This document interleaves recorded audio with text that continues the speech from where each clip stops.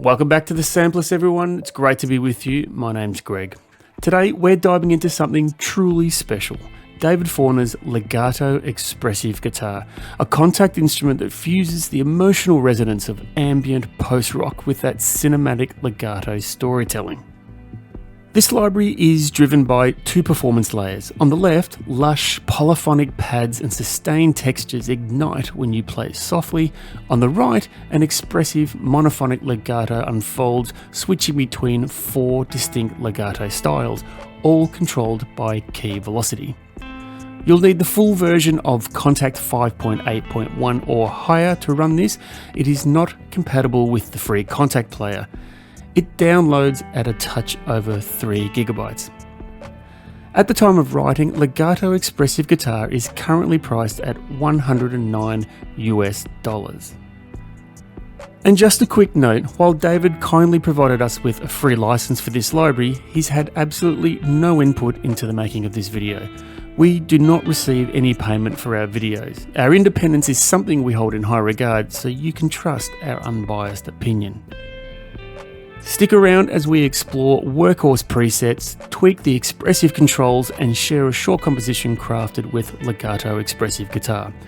If you're enjoying these deep dives into virtual instruments, don't forget to like the video and subscribe so you don't miss out on future ones.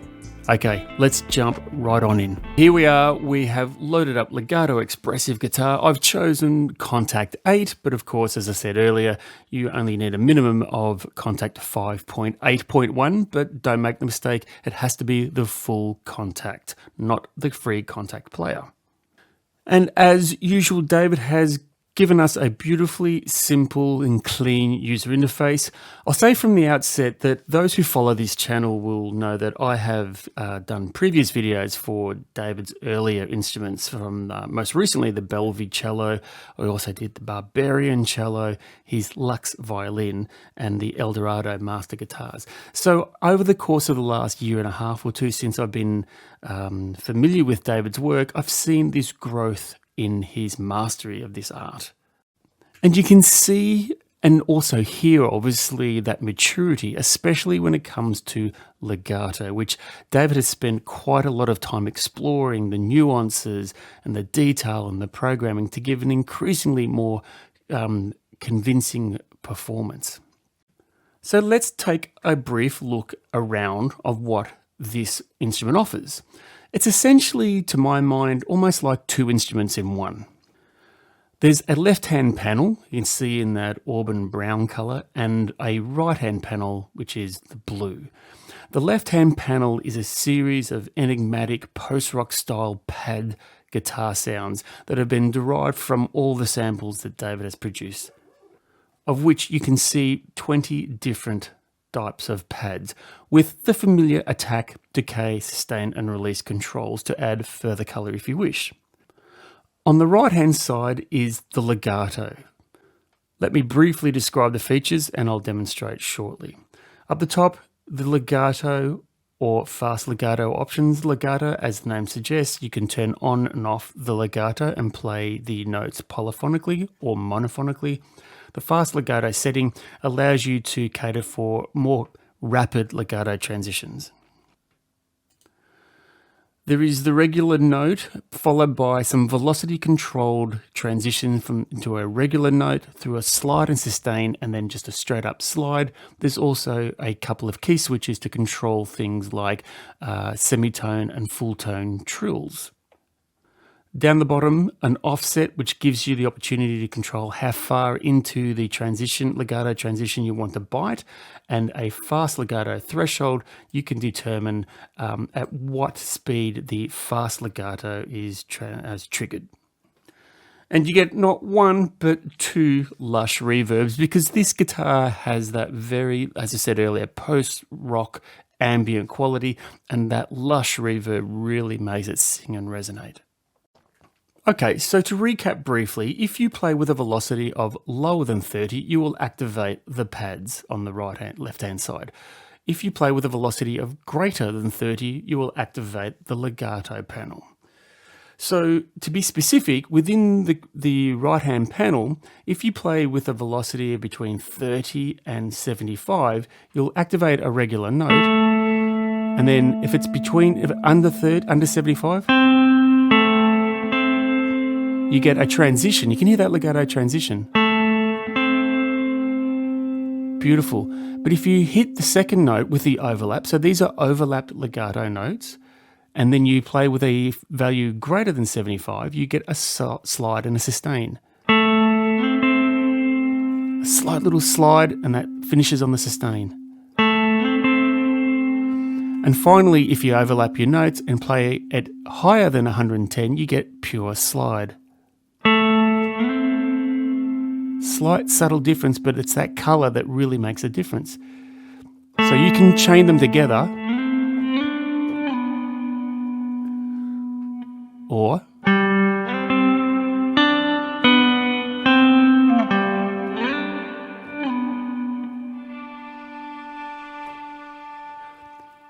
so that's the whole idea of it there. Just while I'm here, let me demonstrate that we have key switches that allows you to create trills in a semitone or a whole tone. So holding down the note, holding down the key switch, you can see at the top right down here, the key switch up here at F5, which I'm holding now, you get a semitone trill. If I hold the next one down, a tone trill.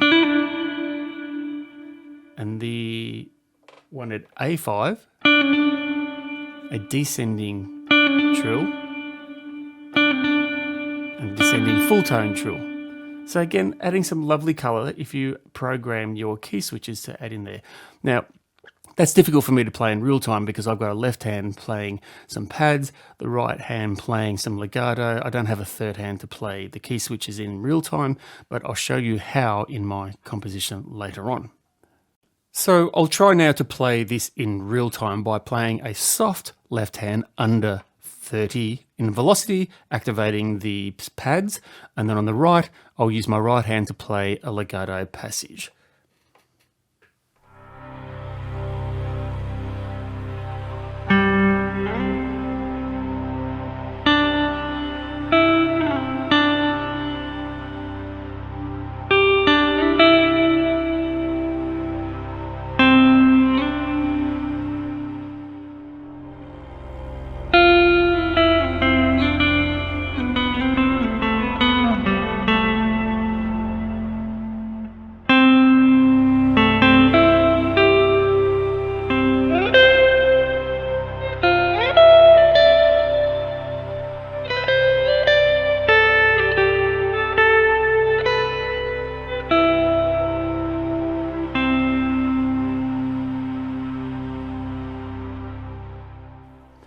Absolutely gorgeous, I'm sure you'll agree.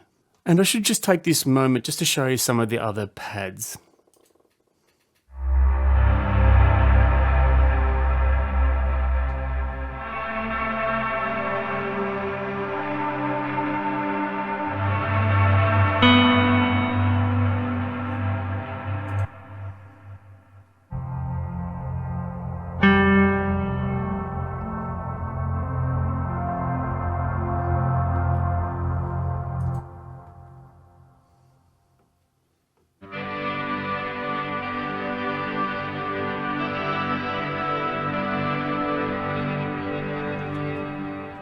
So lots of different colors you can play there. But as you can tell, there is one challenge, is it's quite difficult to play in real time between playing soft with the left hand and playing at a higher velocity with the right hand. You know, a master piano player who knows how to control their velocity may be able to do that, but I'm not such a master piano player. But the good thing is, David's actually alerted us to a great little trick that I'm going to share here with you also. And it comes to understanding how a feature called key script programming in Kontakt. So clicking the top right hand button up here, it actually invokes the KSP switch, of which there are a series of factory scripts. Now, these scripts are built-in factory presets that comes with Contact and allows you to manipulate the MIDI notes that come in from your keyboard before it arrives inside your virtual instrument. So for example, you can harmonize the chords, you can transform the different utilities, etc. You can even create your own scripts. But in this particular case here, I'm going to choose a script called Change Velocity. Now, what I'm going to do here, if I want to play exclusively with pads, i.e. the soft left hand, what I can do is I can set the minimum and maximum of those values such that I never actually activate the legato accidentally. So for example, a minimum of 1, but a maximum of down to 30. I'll leave it at 29, that will do, which means that no velocity comes through Contact into your virtual instrument that is higher than 29 in my case. So I can hit the keyboards now as hard as I like, and I'm always guaranteed to invoke the pad function.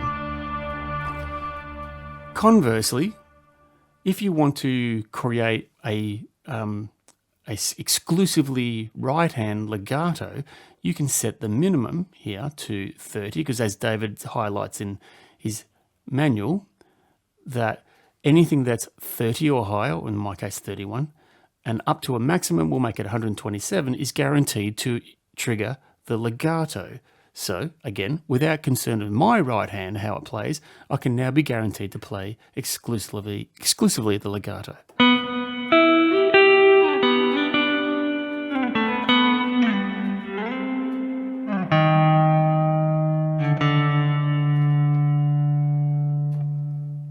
So what I've tended to do is actually just set up 2 instances, one for pads, one for the legato, and set this KSP factory setting accordingly. So just to recap, in the top right hand corner, your KSP switch, you can drop down your presets under factory, go to transform, and go to change velocity.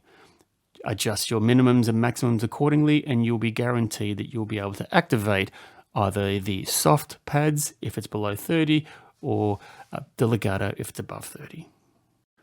And finally, I'll just take a moment to tell you about the offset and the fast legato thresholds. The offset allows you to set how much of the legato transition you wish to hear. So at one end of the extreme, with no legato transition, it feels like that it's responsive under your fingers, there's no delay because there's next to no legato transition. But at the other end, if you dial it right up to 150, you'll get the full transition. Which means it might feel a little bit latent underneath the fingers, but that's the trade-off because you get the full transition in there.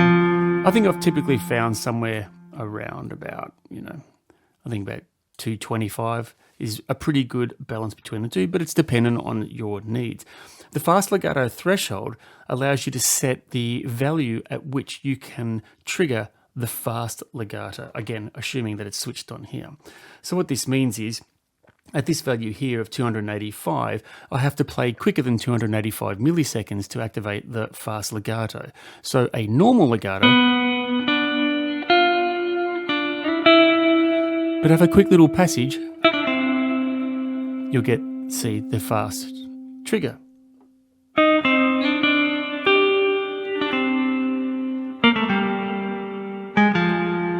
Now, David has told us in his video, and I quite agree, that this particular instrument is not necessarily designed for fast allegro, fast passages. But he has done his best to provide you some feature that if you have a few fast rapid notes, that you can actually trigger that there. So it doesn't do a bad job.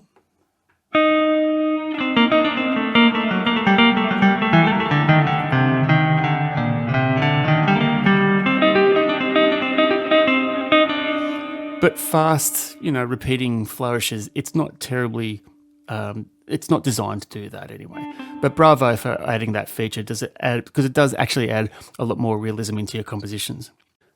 Okay, so it's now time for me to share with you a composition I've written with David's Legato Expressive Guitar. I have tried to deploy many of the techniques that I've outlined here in today's video, and I've also added, as well as a couple of instances of Legato Expressive Guitar, taking advantage of the pads and the legato feature, I've also added a couple of instruments to provide some support. You'll hear a backbeat, you might hear a resonant percussive piano just resonating in the background, but everything else is all Legato Expressive Guitar. Let me point out for your ears, the opening part you will hear what sounds like a tremolo or tremolandi violin. That is actually Legato Expressive Guitar. David's got a tremolo setting. It's gorgeous. Anyway, let's head on over there now. I hope you enjoy.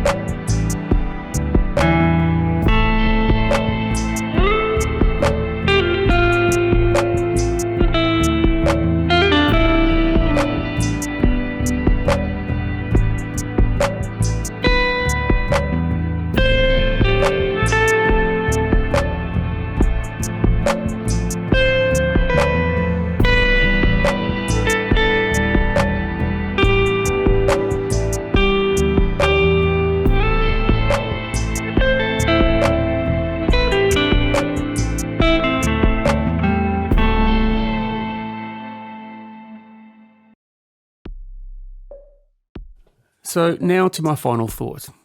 As I've said in the intro to this video, I've been fortunate enough to watch David's journey as a virtual instrument creator over the last year or two. And in that time, David has been able to carve a beautiful niche in the market where his products rightly sit in a category of individualism and intimacy at the same time. With each offering, he has grown more masterful in taming the legato beast, and Legato Expressive Guitar is no exception. The nuance and control that's available in this instrument is fantastic. He's definitely bringing forth his experience and learnings from his earlier Bellevue cello, a review of which you can find on this channel. By providing a selection of guitar-inspired pads as well as a well-crafted legato engine, you will have under your fingertips an expansive soundscape of lush post-rock guitar sounds evoking melancholic beauty and nostalgic warmth. There is a natural trade-off here between legato realism and instant playability. Because the different legato types are controlled by velocity, you'll need to be intentional about when to trigger each style. In practice, that often means shaping your performance afterwards, adjusting each note's velocity so that the correct legato kicks in. The same goes for trills, which are activated by key switches and may need a little extra handcrafting. But this isn't a drawback. It's simply the result of David's design choices, which favour expressive control and realism over plug-and-play simplicity. The payoff is that once you invest a little time in learning how the system works, you'll find the instrument opens up into a rich, highly expressive palette that rewards careful use.